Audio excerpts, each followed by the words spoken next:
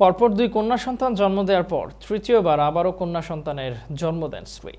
এ নিয়ে প্রতিদিনই স্ত্রীকে বিদ্রূপ করত স্বামী, হতো বাকবিতণ্ডা। শেষ পর্যন্ত স্ত্রীকে পুড়িয়ে মারার অভিযোগ উঠল ওই স্বামীর বিরুদ্ধে। মর্মান্তিক ওই ঘটনাটি ঘটেছে ভারতের মহারাষ্ট্র প্রদেশের পারবানি জেলায়। এই ঘটনায় অভিযুক্ত স্বামীকে গ্রেপ্তার করেছে পুলিশ। 28 ডিসেম্বর সকালে এক প্রতিবেদনে এই তথ্য জানিয়েছে ভারতের সংবাদ মাধ্যম হিন্দুস্তান টাইমস। অভিযুক্ত ওই যুবকের নাম কুন্দলিক উত্তম কালে। তার বাড়ি মহারাষ্ট্রের মুম্বাই থেকে 520 কিলোমিটার দূরের গঙ্গাখের নাকা এলাকায়। মহারাষ্ট্র পুলিশকে লিখিত অভিযোগে মৃতের বোন জানিয়েছেন, তিনি 3 কন্যা সন্তানের জন্ম দেওয়ায় তার বোন ময়নাকে উপহাস করতেন কুন্দলিক।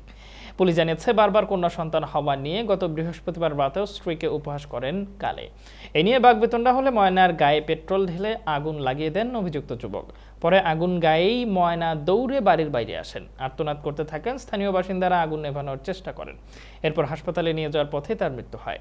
স্ত্রীকে হত্যার অভিযোগে ওই যুবককে গ্রেপ্তার করা হয়েছে।